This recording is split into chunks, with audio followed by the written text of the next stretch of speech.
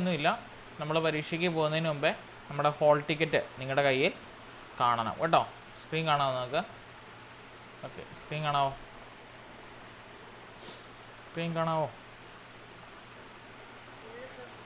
വന്നില്ലേ?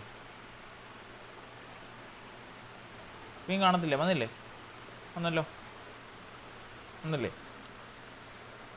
സ്ക്രീൻ വന്നില്ലേ? അത് പോയോ വീണ്ടും? ഓക്കെ. അപ്പം ഇതാണ് നിങ്ങളുടെ ഹോൾ ടിക്കറ്റ് അല്ലേ. ഇങ്ങനെ ഒരു സാധനമാണ് നിങ്ങൾക്ക് വന്ന് കിട്ടിയിരിക്കുന്നത് അല്ലേ. ഈ സാധനത്തിൻ്റെ പ്രിൻ്റ് നിങ്ങൾക്ക് കളറോ ബ്ലാക്ക് ആൻഡ് വൈറ്റോ എടുക്കാം കേട്ടോ. അതിന് യാതൊരു കുഴപ്പമില്ല. ഇതുകൊണ്ട് വേണം നിങ്ങൾ എന്ത് ചെയ്യാനായിട്ട് നാളത്തെ പരീക്ഷാ ഹാളിൽ ചെല്ലുവാനായിട്ട്. കാറ്റഗറി 1-നും കാറ്റഗറി 2-നും ഇതുപോലെ ഒരു എന്തായിരിക്കും ഹോൾ ടിക്കറ്റ് ആയിരിക്കും കിട്ടുന്നത്. അതിൽ ഇവിടെ നോക്കുവാണെങ്കിൽ കാണാൻ പറ്റും റോൾ നമ്പർ. കണ്ടോ? ഇവിടെ കണ്ടോ റോൾ നമ്പർ? ഇതാണ് നിങ്ങളുടെ പരീക്ഷയ്ക്ക് നിങ്ങൾ കറപ്പിക്കേണ്ട റോൾ നമ്പർ. കണ്ടോ? ഈ റോൾ നമ്പറാണ് നിങ്ങൾ പരീക്ഷയ്ക്ക് കൊണ്ടുപോയി കറപ്പിക്കേണ്ടത്. അല്ലാതെ ഇവിടെ ആപ്ലിക്കേഷൻ നമ്പറും ആപ്ലിക്കേഷൻ ഐ ഡി ഒക്കെ ഉണ്ട്. അതൊന്നും നമ്മുടെ ഇതിൻ്റെ അതുകൊണ്ട് OMR ഷീറ്റിന് അതുകൊണ്ട് റോൾ നമ്പർ എന്ന് പറയുന്നതിൻ്റെ അകത്ത് നിങ്ങൾ ഈ കാണുന്ന റോൾ നമ്പർ വേണം കൊണ്ടുപോയി കറപ്പിക്കാൻ. അല്ലാതെ വേറൊന്നും കൊണ്ട് കറപ്പിക്കാൻ നിൽക്കരുത്. പിന്നെ ഇതിൻ്റെ അകത്ത് കണ്ടോ, നിങ്ങളുടെ അകത്ത് കാണോ ആധാർ കാർഡാണ് നമ്മൾ പരീക്ഷയ്ക്ക് കൊടുത്തതെങ്കിൽ ആ ആധാർ കാർഡ് അതിൻ്റെ അകത്ത് താഴെ കാണും. ആ സെയിം കാർഡിൻ്റെ ഒറിജിനൽ വേണം പരീക്ഷയ്ക്ക് കൊണ്ടുപോകുവാൻ. മനസ്സിലായോ? ഹാൾ ടിക്കറ്റിൻ്റെ കൂടെ നമ്മൾ എക്സാം അപ്ലൈ ചെയ്തപ്പം വെച്ച ഏത് ഐഡൻറ്റിറ്റി കാർഡാണാവോ ആ ഐഡൻറ്റിറ്റി കാർഡിൻ്റെ ഒറിജിനൽ വേണം പരീക്ഷാ ഹാളിലേക്ക് കൊണ്ടുപോകാൻ. പരീക്ഷാ ഹാളിലേക്ക് നിങ്ങൾ 45 മിനിറ്റ് മുമ്പേ ചെല്ലണം. പരീക്ഷ തുടങ്ങുന്നത് 10 മണിക്കാണ്. 9:30-ക്ക് നിങ്ങളെ ക്ലാസ് റൂം അലോട്ട് ചെയ്ത് ക്ലാസ് റൂമിൽ കയറ്റും. അതുകൊണ്ട് തന്നെ നിങ്ങളൊരു 9:15 മണിയോട് കൂടി തന്നെ എന്ത് ചെയ്യുവാനായിട്ട് ശ്രദ്ധിക്കുക, നിങ്ങളുടെ പരീക്ഷാ സെൻറ്ററിൽ എത്തിച്ചേരുവാനായിട്ട് ശ്രദ്ധിക്കുക. ഇന്ന് തന്നെ ബാഗിൻ്റെ അകത്ത് ഹോൾ ടിക്കറ്റും ബോൾ പേന കേട്ടോ, നമ്മുടെ നീലയോ ബ്ലാക്കോ ബോൾ പെന്നാണ് യൂസ് ചെയ്യേണ്ടത്. വേറൊന്നും നിങ്ങൾ OMR കറപ്പിക്കാണ്ട് യൂസ് ചെയ്യത്തില്ല. പിന്നെ വെള്ളം ട്രാൻസ്പെറൻറ്റ് കുപ്പിയാണെങ്കിൽ കയറ്റുമ്പോൾ തോന്നുന്നു ചില സെൻറ്ററിലൊക്കെ ചിലയിടത്ത് കയറ്റാൻ സാധ്യതയില്ല. എങ്കിൽ പോലും നിങ്ങൾ ട്രാൻസ്പെറൻ്റ് ആയിട്ടുള്ള കുപ്പിക്കകത്ത് നിങ്ങൾക്ക് വെള്ളം കൊണ്ടുപോകാം. അതിന് കുഴപ്പം കാണില്ലായിരിക്കും കേട്ടോ. വാച്ച് അലോട്ടഡ് ആയിരിക്കത്തില്ല കേട്ടോ. അല്ലെങ്കിൽ സ്കൂളിലുള്ള ബെല്ലായിരിക്കും അടിക്കുന്നത്, വാച്ച് അലോട്ടഡ് ആയിരിക്കത്തില്ല. ആ കാര്യം പ്രത്യേകം ഓർക്കുക. 10:30 തൊട്ട് 12:30 വരെയാണ് എക്സാം. അതായത് 2.5 മണിക്കൂറാണ് എക്സാം വരുന്നത്. നമുക്ക് ആകെ ചെയ്തു തീർക്കാനുള്ള ക്വസ്റ്റ്യൻ 150 എണ്ണമാണുള്ളത്. സോ ഒരു ക്വസ്റ്റ്യന് 1 മിനിറ്റ് എന്ന രീതിയിലാണ് നമ്മൾ ഫോളോ അപ്പ് ചെയ്യേണ്ടത്. അതുകൊണ്ട് തന്നെ നിങ്ങൾ പ്രത്യേകം ശ്രദ്ധിക്കണം. സമയം കളയാതെ തന്നെ അറിയാവുന്ന ക്വസ്റ്റ്യൻസ് ആദ്യം OMR ഷീറ്റും ക്വസ്റ്റ്യൻ പേപ്പറും വെച്ചുകൊണ്ട് കറപ്പിച്ച് മുന്നോട്ട് പോകാനായിട്ട് പ്രത്യേകം ശ്രദ്ധിക്കുക. അറിയാൻ മേലാത്ത ക്വസ്റ്റ്യൻ അവസാനം വന്ന് ഫില്ല് ചെയ്യാനായിട്ടിരിക്കുക. ഇൻ കേസ് സമയം കിട്ടിയില്ലെങ്കിൽ ചുമ്മാ കറപ്പിച്ച് വിടുക കേട്ടോ. ഇൻവിജിലേറ്റർ ലാസ്റ്റ് 2 മിനിറ്റ് 5 മിനിറ്റ് ഒക്കെ പറയുമ്പോൾ നമുക്ക് വായിച്ച് നോക്കാൻ സമയമില്ലെങ്കിൽ ചുമ്മാതാണേലും അതിൻ്റെ ഓപ്ഷൻ ചുമ്മാ കറപ്പിക്കുക കേട്ടോ. കാരണം നെഗറ്റീവ് മാർക്കിംഗ് ഇല്ല. 150 ക്വസ്റ്റ്യന് നിങ്ങൾക്ക് കറപ്പിക്കാം. അതുകൊണ്ട് തന്നെ ഉത്തരം അറിയത്തില്ലല്ലോ എന്നോർത്ത് കറപ്പിക്കാതിരിക്കരുത്. എന്ത് ചെയ്യണം, എല്ലാ ക്വസ്റ്റ്യൻ്റെ ആൻസർ നിങ്ങൾ കറപ്പിച്ചിട്ടേ പരീക്ഷാ ഹാളിൽ നിന്ന് ഇറങ്ങാവുള്ളൂ. ഇൻ കേസ് ഒരു ക്വസ്റ്റ്യൻ ക്യാൻസൽ ആവുകയാണെങ്കിൽ നിങ്ങൾ ആ ക്വസ്റ്റ്യന് റോങ് ആൻസർ ആണ് കറപ്പിച്ചെങ്കിൽ പോലും നിങ്ങൾക്ക് ആ ക്വസ്റ്റ്യന് മാർക്ക് കിട്ടും. കറപ്പിച്ചില്ലെങ്കിൽ അത് കിട്ടത്തില്ല കേട്ടോ. സോ അതുകൊണ്ട് അറിയാത്ത ക്വസ്റ്റ്യൻസ് അവസാനം നമ്മുടെ PSC പരീക്ഷ പോലെ ചെയ്യാതെ ഇട്ടിട്ട് പോരരുത്. എല്ലാ ക്വസ്റ്റ്യനും കറപ്പിച്ചെന്ന് ഉറപ്പാക്കിയിട്ട് മാത്രമേ ഇൻവിജിലേറ്ററിൽ നമ്മുടെ പേപ്പർ കൊടുക്കുകയുള്ളൂ. പിന്നെ ഞാൻ പറഞ്ഞല്ലോ 45 മിനിറ്റ് മുമ്പെങ്കിലും നിങ്ങളുടെ പരീക്ഷയ്ക്ക് നിങ്ങൾ എത്തിച്ചേരണം. കാറ്റഗറി 1-ഉം 2-ഉം എഴുതുന്നവർ ഭക്ഷണം കയ്യിൽ കരുതണം കേട്ടോ. ഉച്ച കഴിഞ്ഞിട്ടായിരിക്കും കാറ്റഗറി 2-ൻ്റെ എക്സാം. അതുകൊണ്ട് തന്നെ ഉച്ച കഴിഞ്ഞുള്ള സമയത്ത് ഒന്ന് റീഫ്രഷ് ആയിട്ട് വേണം പരീക്ഷാ ഹാളിലേക്ക് കയറുവാൻ. പിന്നെ ഈ ഹോൾ ടിക്കറ്റ് നമ്മുടെ ഇൻവിജിലേറ്റർ ഇവിടെ ഒപ്പിടും. പ്രത്യേകം ശ്രദ്ധിക്കണം. ഇൻവിജിലേറ്റർ ഇവിടെ ഡേറ്റും സിഗ്നേച്ചറും അടക്കം വെച്ച് ഒപ്പിടും. ഇവിടെ ഒരു ഒപ്പ് ഇങ്ങനെ ഇട്ട് തരും. ആ ഒപ്പ് ഇട്ട പേപ്പർ നിങ്ങൾ കളയരുത്. ദൈവത്തെ ഓർത്ത് അത് പക്കി പറക്കുന്ന പോലെ നമ്മുടെ എന്താ പറയുന്നത്, വിമാനം ഉണ്ടാക്കി അല്ലെങ്കിൽ ബോട്ട് ഉണ്ടാക്കി വരുന്ന വഴിക്ക് കളയരുത്. നിങ്ങൾക്ക് കയറ്റിട്ട് കിട്ടിക്കഴിഞ്ഞാൽ ഈ ഒരു ഹാൾ ടിക്കറ്റ് കാണിച്ചെങ്കിൽ മാത്രമേ, DO വെരിഫിക്കേഷൻ കാണിച്ചെങ്കിൽ മാത്രമേ എന്ത് ചെയ്യുള്ളൂ, നിങ്ങൾക്ക് ഒറിജിനൽ സർട്ടിഫിക്കറ്റ് കിട്ടുകയുള്ളൂ. ഇവിടെ കണ്ടോ, candidate should retain the original admit card duly signed by the invigilator for verification. The DO, നമ്മുടെ DO ഡിസ്ട്രിക്ട് എഡ്യൂക്കേഷൻ ഓഫീസിൽ പോലുള്ള വെരിഫിക്കേഷൻ സമയത്ത് ഈ ഹോൾ ടിക്കറ്റ് കാണിച്ച് അതിൽ ഇൻവിജിലേറ്ററിൻ്റെ സൈനും ഡേറ്റുമുള്ള ഹോൾ ടിക്കറ്റിൻ്റെ ഒറിജിനൽ കാണിച്ചെങ്കിൽ മാത്രമേ നിങ്ങളുടെ വെരിഫിക്കേഷൻ പ്രോസസ്സ് പൂർത്തിയാവുകയുള്ളൂ. അതുകൊണ്ട് തന്നെ ഈ ഹോൾ ടിക്കറ്റ് പരീക്ഷ കഴിഞ്ഞു എന്ന് വിചാരിച്ച് എടുത്ത് ദൂരെ കളയരുത് കേട്ടോ. പ്രത്യേകം ശ്രദ്ധിക്കുക. പിന്നെ നിങ്ങൾ ശ്രദ്ധിക്കേണ്ട മറ്റൊരു കാര്യമുണ്ട്. നമ്മുടെ PSC പരീക്ഷ എഴുതിയവരാണ് ഇതിൻ്റെ അത് മിക്കവരും അല്ലേ. നിങ്ങൾക്ക് ABCD എന്നിങ്ങനെ 4 കോഡ് പേപ്പർ ആയിരിക്കും കിട്ടുന്നത്. അതിലെ കോഡ് പേപ്പർ വെച്ച് നിങ്ങൾക്ക് അതിൻ്റെ മുകളിൽ തന്നെ ഒരു ക്വസ്റ്റ്യൻ പേപ്പർ ബുക്ക്ലെറ്റ് കോഡെന്ന് കാണും കേട്ടോ. ആ ബുക്ക്ലെറ്റ് കോഡ് നിങ്ങൾ നോക്കുക. ആ ബുക്ക്ലെറ്റ് കോഡ് വേണം നിങ്ങൾ നമ്മുടെ ക്വസ്റ്റ്യൻ പേപ്പറിനകത്തുള്ള അല്ലെങ്കിൽ നമ്മുടെ ബുക്ക്ലെറ്റ് നമ്പറിനകത്തുണ്ടോ ഇതിനകത്ത് നിങ്ങൾ കറപ്പിക്കാൻ. ഒരു നമ്പർ കാണും. ഇതിലേക്ക് ഞാൻ ഡീറ്റെയിൽ ആയിട്ട് വരാം. ഇപ്പോൾ ഇത് കണ്ടപ്പോൾ പറഞ്ഞതാണ്, അതായത് നിങ്ങളുടെ ഈ ഇതിനൊരു 1 to ABCD ഇത് കാണും. എന്താണ് സെറ്റ് ക്വസ്റ്റ്യൻ പേപ്പർ കാണും. ആ ക്വസ്റ്റ്യൻ പേപ്പർ മുകളിൽ ഒരു ബുക്ക്ലെറ്റ് കോഡ് കാണും. ആ ബുക്ക്ലെറ്റ് കോഡ് നിങ്ങൾ കറപ്പിക്കണം. ഇപ്പോൾ 2 കാര്യം കറപ്പിക്കാനായി. ഏതാണ്? ഒന്ന് നിങ്ങളുടെ റോൾ നമ്പറാണ് കറപ്പിക്കേണ്ടത്, അല്ലാതെ നമ്മൾ എന്താണ് ഇതിനെടുത്ത ഹാൾ ടിക്കറ്റ് എടുക്കാനെടുത്ത അഡ്മിഷൻ നമ്പറോ മറ്റേ നമ്പറോ ഒന്നുമല്ല കറപ്പിക്കേണ്ടത്. ഇവിടെ കിടക്കുന്ന റോൾ നമ്പറാണ് നിങ്ങൾ കറപ്പിക്കേണ്ടത്. 2, നിങ്ങൾക്ക് ക്വസ്റ്റ്യൻ പേപ്പർ കിട്ടുമ്പോൾ ആ ക്വസ്റ്റ്യൻ പേപ്പറിലെ ബുക്ക്ലെറ്റ് നമ്പർ കറപ്പിക്കണം. പിന്നെ അതുപോലെ തന്നെ അതിനകത്ത് ABCD എന്ന സെറ്റ് കാണും. ആ സെറ്റിൽ ഏതാണാവോ കിട്ടിയത് ആ സെറ്റും നിങ്ങളോട് കറപ്പിക്കണം. ഇപ്പോൾ A ആണ് കിട്ടിയെങ്കിൽ A ഇവിടെ കംപ്ലീറ്റ് ആയിട്ട് കറപ്പിക്കണം. ഇവിടെ എഴുതുകയും ചെയ്യണം സെറ്റ് A എന്ന് കേട്ടോ. സെറ്റ് A എന്ന് ഇവിടെ എഴുതുകയും ചെയ്യണം. ആ കാര്യവും പ്രത്യേകം ശ്രദ്ധിക്കണം കേട്ടോ. എന്തെങ്കിലും കാരണത്താൽ നിങ്ങൾ ആ സെറ്റ് എഴുതാതെ വന്നാൽ നിങ്ങളുടെ ബുക്ക്ലെറ്റ് വാലിഡ് അല്ലാതാകും കേട്ടോ. അവർ നോക്കത്തില്ല. അതുകൊണ്ട് തന്നെ അത് ഇൻവാലിഡ് OMR ഷീറ്റ് എന്ന് പറഞ്ഞ് റിസൾട്ട് നോക്കുമ്പോൾ കാണും അതിന് തെറ്റുകൾ ഇതൊക്കെ ആയിരിക്കും വരുന്നത് കേട്ടോ. ആ കാര്യം പ്രത്യേകം ശ്രദ്ധിക്കാം. ഇനി അത് ശ്രദ്ധിക്കേണ്ട മറ്റൊരു കാര്യം, OMR കറപ്പിക്കുമ്പോൾ പുറത്ത് പോകാതെ കറപ്പിക്കണം. കാരണം ഇത് കമ്പ്യൂട്ടറൈസ്ഡ് വാല്യുവേഷൻ ആണ് നടക്കുന്നത്. അതുകൊണ്ട് തന്നെ OMRന് കറക്റ്റ് ഒരു ബബിളിനകത്ത് നിൽക്കത്തക്ക രീതിയിലുള്ള കറപ്പീര് മാത്രമേ കറപ്പിക്കാവുള്ളൂ. ജൽപ്പേനെ ഒന്നും ദൈവത്തെ ഓർത്ത് കൊണ്ടുപോയിക്കരുത് കേട്ടോ. പടരും, അങ്ങോട്ടും ഇങ്ങോട്ടും എല്ലാം പടരും.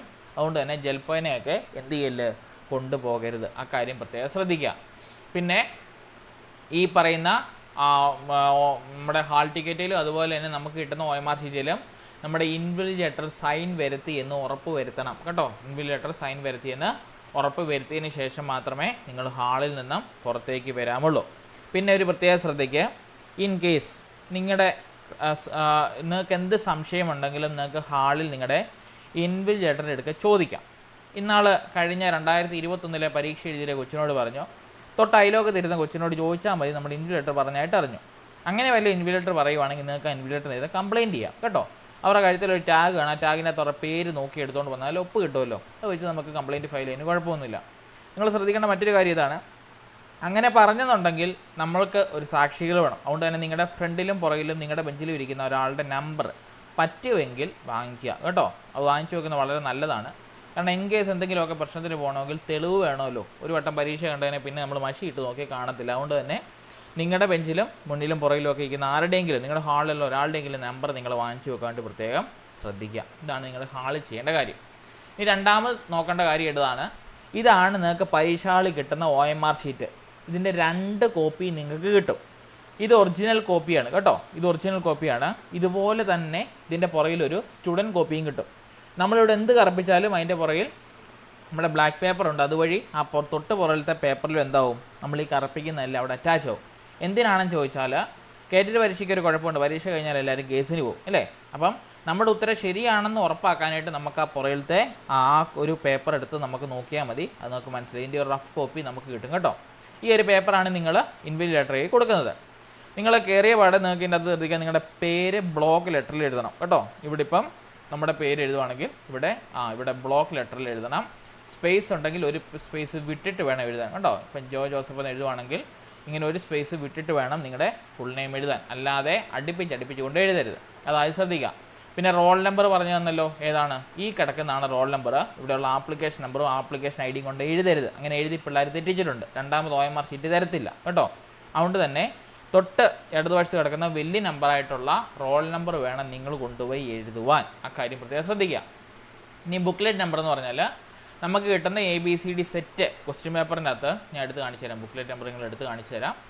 നമ്മുടെ ഈ ക്വസ്റ്റ്യൻ പേപ്പർ കാണുമല്ലോ ഏതെങ്കിലുമൊക്കെ. ആ ബുക്ക്ലെറ്റിനകത്തുള്ള ഇതിൻ്റെ അകത്ത് കണ്ടേക്കും. ഇത് ആൻസർ കീയാണ്. അതിൻ്റെ ഏറ്റവും മുകളിൽ കാണുന്നതായിരിക്കും നിങ്ങൾക്കുള്ള നിങ്ങളുടെ ബുക്ക്ലെറ്റ് നമ്പർ എന്ന് പറയുന്നത്. എല്ലാത്തിൻ്റെ അകത്ത് കാണും കേട്ടോ.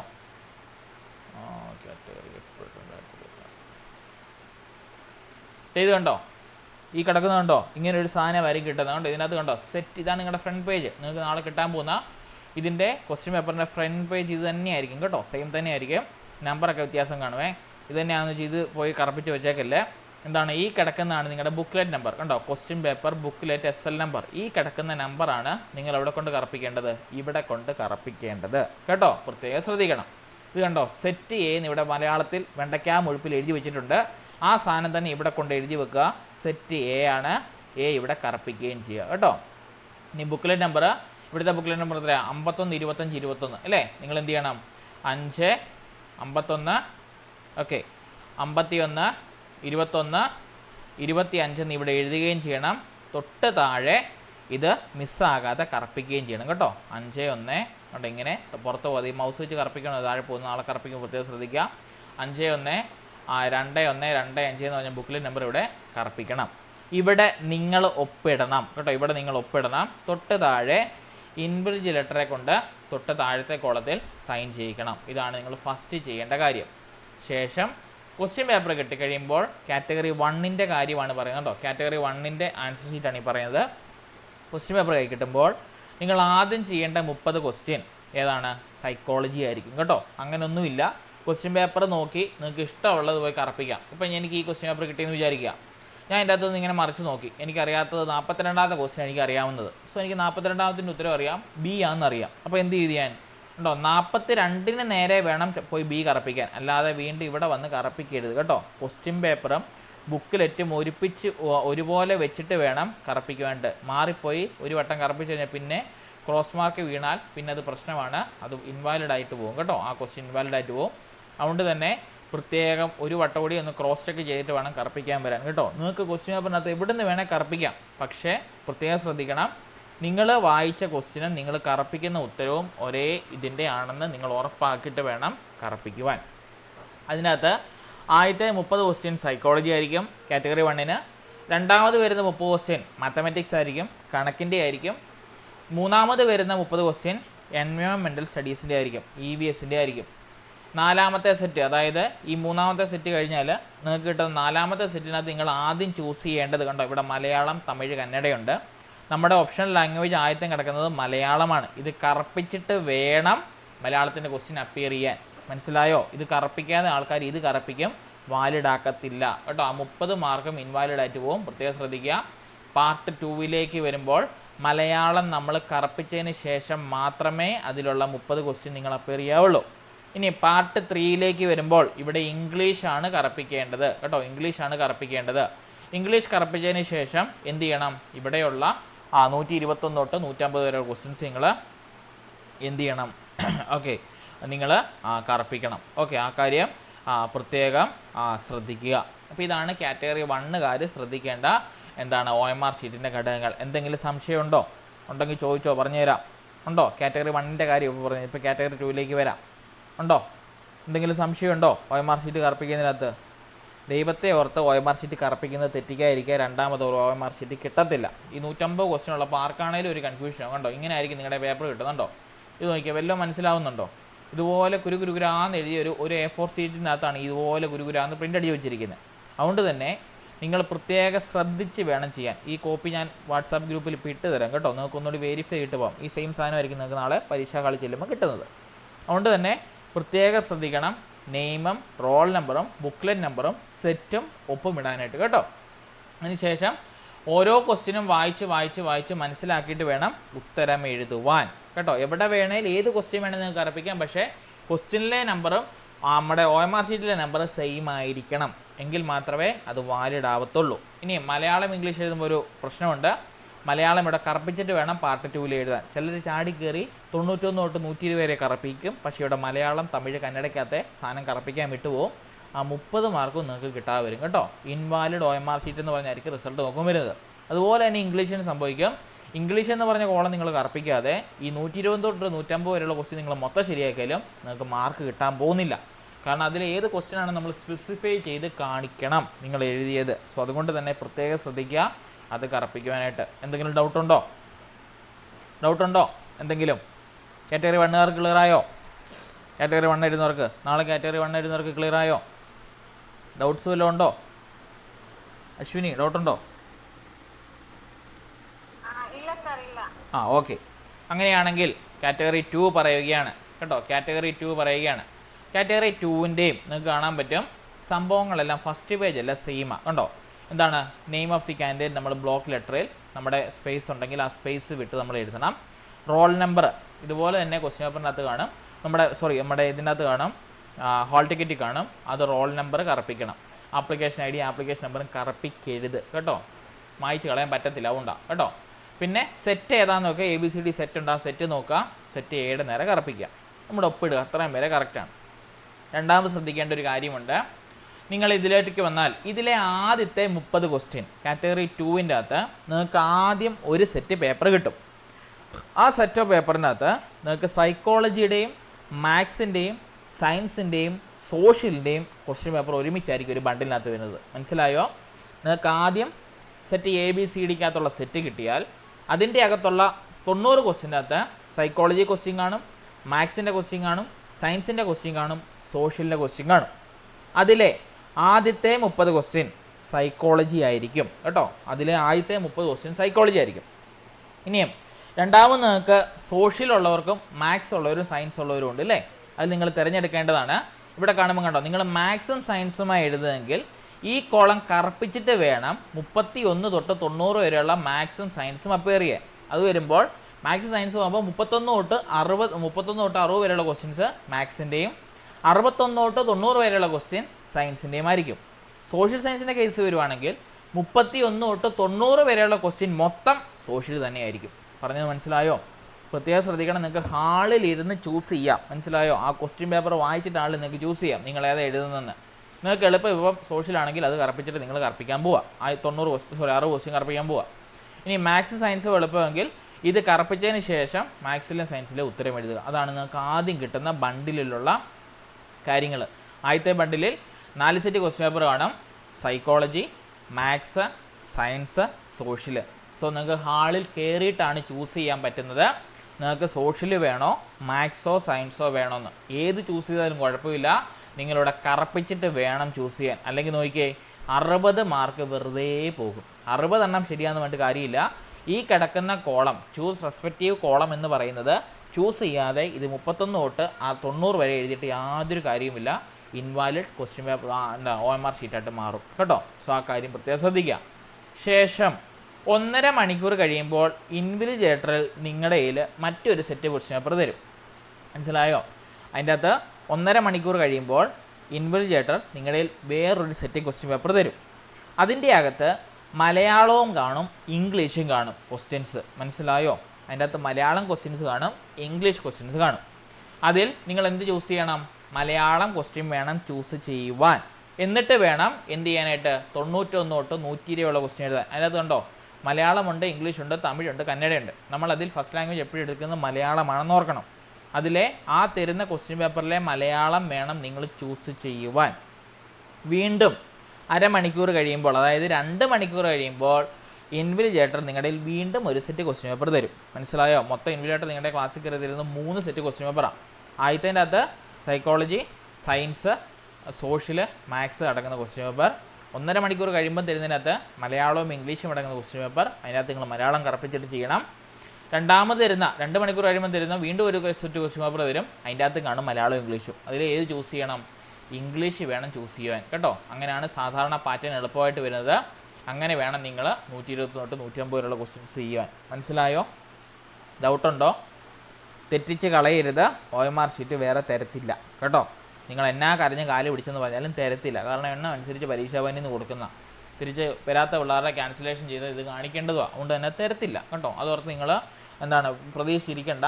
തെറ്റ് വന്നാൽ വേറെ ക്വസ്റ്റ്യൻ പേപ്പർ തരത്തില്ല. നിങ്ങളെ പറഞ്ഞ് പേടിപ്പിക്കുന്നതല്ല, ഇതിൻ്റെ സത്യാവസ്ഥ വാസ്തവം നിങ്ങൾ മനസ്സിലാക്കണം.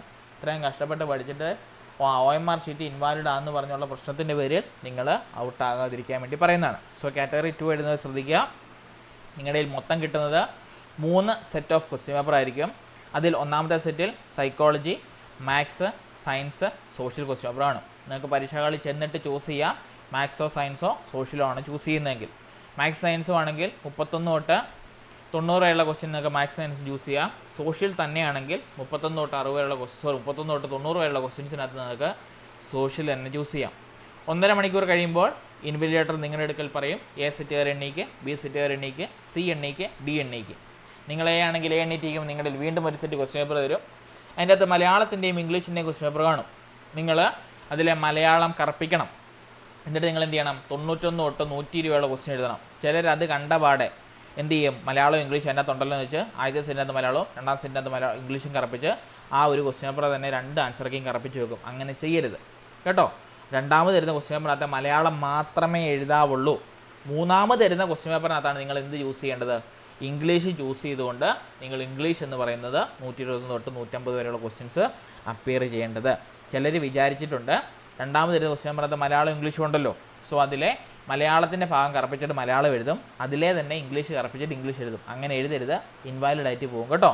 ഇൻവാലിഡ് ആയിട്ട് പോകുന്നല്ല, അതിൽ ഉത്തരം എല്ലാം തെറ്റായിരിക്കും നിങ്ങൾ എഴുതുന്നത്. കാരണം പാർട്ട് 3യുടെ അല്ലേ നിങ്ങൾ വരേണ്ടത് കണ്ടോ. പാർട്ട് 1, പാർട്ട് 2, പാർട്ട് 3 എന്ന് പറഞ്ഞ് വ്യക്തമായിട്ട് ഇതിനകത്ത് ബോൾഡ് ലെറ്റർ കൊടുത്തിട്ടുണ്ട്.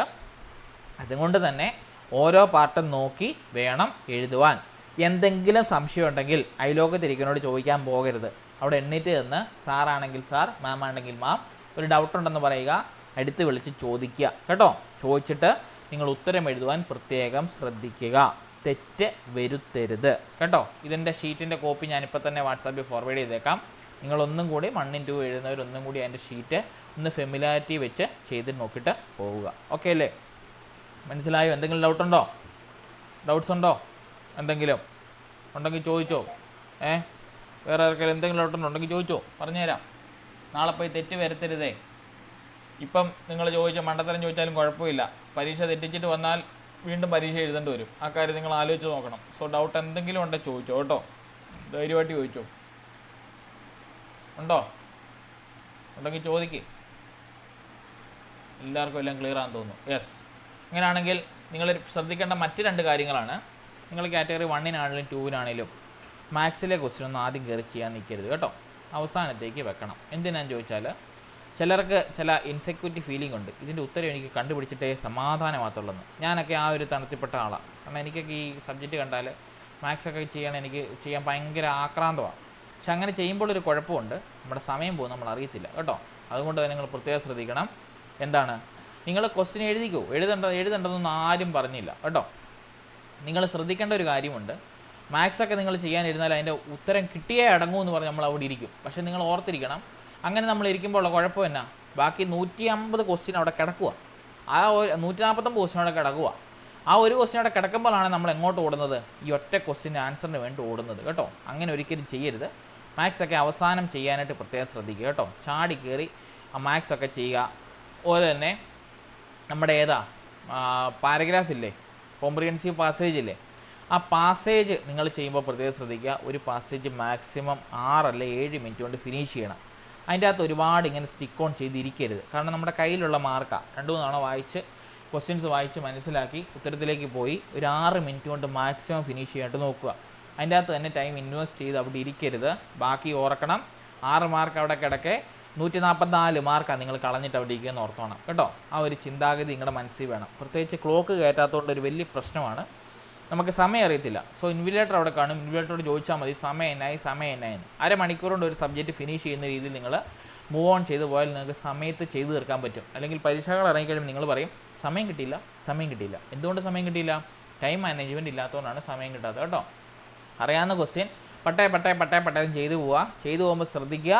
ക്വസ്റ്റ്യൻ പേപ്പറിലെ നമ്പറും OMR ഷീറ്റിലെ നമ്പറും നിങ്ങൾ കറപ്പിക്കാൻ പോകുന്ന ഉത്തരവും കറക്റ്റ് ആണെങ്കിൽ കറപ്പിച്ച് പോവുക കേട്ടോ. പിന്നെ ചെയ്ത ക്വസ്റ്റ്യന് നേരെ ടിക്ക് ഇടുവാണെങ്കിൽ എളുപ്പമായിരിക്കും. ക്വസ്റ്റ്യൻ പേപ്പറിനകത്ത് നിങ്ങൾ ചെയ്യാത്ത ക്വസ്റ്റ്യൻ പെട്ടെന്ന് കണ്ടുപിടിക്കാൻ പറ്റും കേട്ടോ. അല്ലാതെ ആ പുഴു പോലെയുള്ള ഇതിനകത്ത് കയറി തപ്പാൻ പോയാൽ നിങ്ങൾക്ക് കണ്ടുപിടിക്കാൻ പാടാ, ഏതാ കറപ്പിച്ചത് ഏതാ കറപ്പിക്കാത്തത് കണ്ടോ. ഇത് നിങ്ങൾക്ക് വല്ല വായിക്കാൻ പറ്റുന്നുണ്ടോ? ഈ സെയിം സാധനമായിരിക്കും നിങ്ങൾക്ക് നാളെ കിട്ടുന്നത്.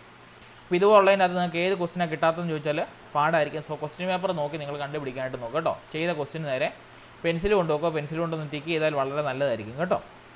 പിന്നെ ഇതിൻ്റെ കൂടെ തന്നെ ഒരു സ്റ്റുഡൻറ്റ് കോപ്പി കിട്ടും. ഇത് ഒറിജിനൽ കോപ്പിയാണ്. ഇതേപടി ഇതിൻ്റെ പുറകിൽ നിങ്ങളൊരു കാർബൺ കോപ്പി പേപ്പർ വെച്ചുകൊണ്ട് എഴുതുവാണ്. അതിൻ്റെ സെയിം കോപ്പി കിട്ടും. അതും പട്ടം പറത്തി വള്ളം ഉണ്ടാക്കി ആറ്റിലൊഴുക്കരുത്. ഇൻ കേസ് നിങ്ങൾക്കൊരു ക്വസ്റ്റ്യൻ ഫയൽ ചെയ്യാൻ പോകണമെങ്കിൽ, കേസിന് ഫയൽ ചെയ്യാൻ പോകണമെന്നുണ്ടെങ്കിൽ, അല്ലെങ്കിൽ റെക്ടിഫൈ നമ്മുടെ പ്രൊഫഷണൽ ആൻസർ കീ വന്നതിന് ശേഷം നമുക്ക് എന്തെങ്കിലും ക്വസ്റ്റ്യൻ നമ്മൾ കംപ്ലയിൻറ്റ് ചെയ്യാൻ പോകണമെങ്കിൽ അതിൻ്റെ കോപ്പി അടക്കമാണ് നമ്മൾ ചെയ്യേണ്ടത്. സോ അത് നിങ്ങൾ വെള്ളത്തിൽ ഒഴുക്കാതെ പ്രത്യേകം നോക്കുക കേട്ടോ. മാർക്ക് കിട്ടുന്ന കേസുകളാണ്. പരീക്ഷ കഴിഞ്ഞാൽ റിസൾട്ട് വരുന്നവരേക്കും ഈ സാധനങ്ങൾ ആ ഫയലിൽ തന്നെ ഇരുന്നോട്ടെ എന്ന് വെക്കുക, എവിടെയെങ്കിലും പാത്ത് വെക്കുക കേട്ടോ. ആ കാര്യങ്ങൾ പ്രത്യേകം നിങ്ങൾ ശ്രദ്ധിക്കുക കേട്ടോ. ഇത്രയും കാര്യങ്ങളാണ് കോമൺ ആയിട്ട് പറയാനായിട്ടുള്ളത്. സോ എല്ലാവരും നന്നായിട്ട് എഴുതുക. എന്തെങ്കിലും സംശയം ഉണ്ടെങ്കിൽ നിങ്ങൾക്ക് ചോദിക്കാം കേട്ടോ. ആരോട്? ഇൻവിജിലേറ്ററോട്. അല്ലാതെ തൊട്ടയലോകത്തിരിക്കുന്ന ആൾക്കോട് ഉത്തരവല്ല ചോദിക്കാൻ പറയുന്നത്. സംശയം എന്തെങ്കിലും ഉണ്ടെങ്കിൽ നിങ്ങൾക്ക് ആരോട് ചോദിക്കാം? ഇൻവിജിലേറ്ററിന് എടുക്കൽ ചോദിക്കാം. ഇൻവിജിലേറ്റർ നിങ്ങളുടെ എടുക്കൽ ഉത്തരങ്ങളല്ല നിങ്ങളുടെ സംശയങ്ങൾ എന്ത് ചെയ്യും? പരിഹരിച്ച് തരും കേട്ടോ. ഇൻ കേസ് പരിഹരിച്ച് തന്നില്ലെങ്കിൽ നമുക്കതിനുള്ള പരിഹാര മാർഗ്ഗങ്ങളൊക്കെ നോക്കാം കേട്ടോ. അപ്പോൾ നിങ്ങൾ പ്രത്യേകം ഇക്കാര്യങ്ങൾ പ്രത്യേകം ശ്രദ്ധിക്കുക. നന്നായിട്ട് എക്സാം എഴുതുക, തെറ്റിക്കാതെ. എല്ലാവർക്കും എഴുതാൻ പറ്റട്ടെ എന്ന് ആശംസിക്കുന്നു. അതുപോലെ തന്നെ എന്താണ്? തെറ്റുകൾ വരുത്തരുത് കേട്ടോ. നമ്മുടെ കയ്യിലുള്ള മാർക്കാണ്, തെറ്റുകൾ വരുത്തരുത്. എല്ലാ ക്വസ്റ്റിനും നിങ്ങൾക്ക് അപ്പിയർ ചെയ്യാം. അതുകൊണ്ട് തന്നെ തെറ്റുകൾ വരുത്താതെ മാക്സിമം മാർക്ക് വാങ്ങിക്കാനായിട്ട് എല്ലാവരും ശ്രദ്ധിക്കുക. 90 മാർക്ക് മതി പാസ്സാകുവാനായിട്ട്. ജനറൽ കാറ്റഗറിക്ക് SC ST OBC അങ്ങനെ റിസർവേഷൻ ഉള്ളവരാണെങ്കിൽ 82 മാർക്ക്. ഇന്നിപ്പോൾ 82 എണ്ണം കറപ്പിച്ചിട്ട് ജയിച്ചു എന്ന് പറഞ്ഞ് അവിടെ ഇരിക്കരുത്. 150 എണ്ണവും കറപ്പിക്കണം കേട്ടോ. ഞാൻ ഇന്നാൾ പറഞ്ഞ് 82 മാർക്ക് പോയെന്ന് പറഞ്ഞുകൊണ്ട് ഒരുത്തൻ എന്നെ എടുത്തു 90 എണ്ണം കറപ്പിച്ചിട്ട് അവിടെ വെറുതെ ഇരുന്നു. ഞാൻ ജയിച്ചല്ലോ എന്ന് ഓർത്തു. പക്ഷേ ഉത്തരം 2 എണ്ണം തെറ്റായിരുന്നു, ആൾ തോറ്റുപോയി. കണ്ടോ, ഇങ്ങനെയുള്ള അവസ്ഥകളൊക്കെ ഉണ്ടാവും. അതുകൊണ്ട് തന്നെ 150 എണ്ണവും കറപ്പിക്കണം കേട്ടോ. കറപ്പിക്കാനായിട്ട് ലാസ്റ്റിൽ 5 മിനിറ്റ് അടിക്കുമല്ലോ. സമയമില്ലെങ്കിൽ എല്ലാം കറപ്പിച്ചിട്ട് എണ്ണീറ്റ് പോരുക. റാണ്ടമായിട്ട് കറപ്പിക്കാൻ നോക്കുക കേട്ടോ. അറിയാമല്ലോ, പ്രോബിലിറ്റി വെച്ചുകൊണ്ട് എന്തെങ്കിലും എവിടെയെങ്കിലുമൊക്കെ ശരിയായിട്ടിരിക്കും കേട്ടോ. സോ അതുകൊണ്ട് തന്നെ ആ കാര്യം കറപ്പിക്കാനും പ്രത്യേകം നോക്കുക കേട്ടോ. അപ്പം അങ്ങനെയൊക്കെ വളരെ സ്റ്റാറ്റിസ്റ്റിക്സ് ആയിട്ട് നിങ്ങൾ മൂവ് ചെയ്യുക. ആക്രാന്തം പിടിച്ച് ടെൻഷൻ അടിച്ച് മൊത്തത്തിൽ കാര്യങ്ങൾ കളയാതെ ഇരിക്കുക കേട്ടോ. കയ്യിലുള്ള മാർക്കാണ്, കളയാതിരിക്കുക. സോ നന്നായിട്ട് എഴുതുക, നന്നായിട്ട് പഠിച്ചതൊക്കെയാണ് ഇനിയും കിടന്നുറങ്ങുക. രാവിലെ എണീറ്റ് ജസ്റ്റ് ഒന്ന് റിവൈസ് ചെയ്തിട്ട് ഓടിപ്പോകും കേട്ടോ. പിന്നെ പരീക്ഷകൾ ചെന്ന പാടെ ചിലവന്മാർ കാണും അത് പഠിച്ചോ ഇത് പഠിച്ചോ എന്നൊക്കെ ചോദിക്കാൻ. ഒന്നും കേൾക്കാൻ പോകണ്ട.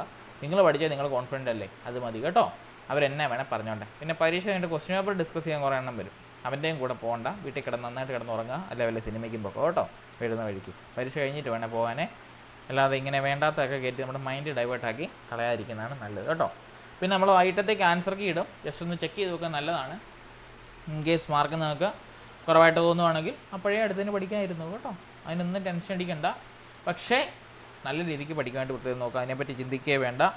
മൈൻഡ് നമ്മൾ ഫ്രഷായിട്ട് തന്നെ വെക്കാനായിട്ട് പ്രത്യേകം ശ്രദ്ധിക്കുക കേട്ടോ.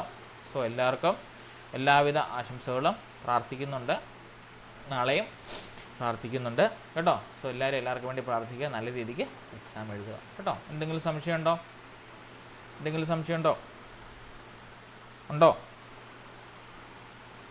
ഉണ്ടോ? ഇല്ല. ഓക്കെ. അങ്ങനെയാണെങ്കിൽ അതിൻ്റെ OMR കോപ്പിയും പരീക്ഷ എഴുതേണ്ട ജനറലായിട്ടുള്ള കുറച്ച് കാര്യങ്ങളും പറയുന്ന 2 ഇട്ടിട്ടുണ്ട്. അത് പ്രത്യേകം നോക്കാനായിട്ട് പ്രത്യേകം ശ്രദ്ധിക്കുക. ഹാൾ ടിക്കറ്റും കാര്യങ്ങളും ഇന്ന് തന്നെ പാക്ക് ചെയ്ത് വെച്ചിട്ട് വേണം കിടന്നുറങ്ങാൻ കേട്ടോ. രാവിലെ എണീറ്റ് ടെൻഷൻ അടിച്ച് ഓടുന്ന വഴിക്കൊന്നും എടുക്കാതെ പോകരുത്. ഹാൾ ടിക്കറ്റ് പ്രിൻ്റ് എടുക്കാതെ നമ്മുടെ എക്സാം ഹാളിനകത്ത് കയറ്റത്തില്ല കേട്ടോ.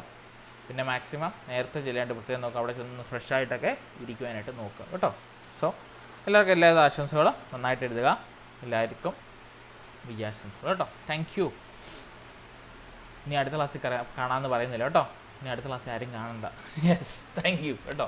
Good night. നന്നായിട്ട് കിടന്നുറങ്ങുക, നന്നായിട്ട് പോയി എഴുതുക കേട്ടോ. Yes, thank you.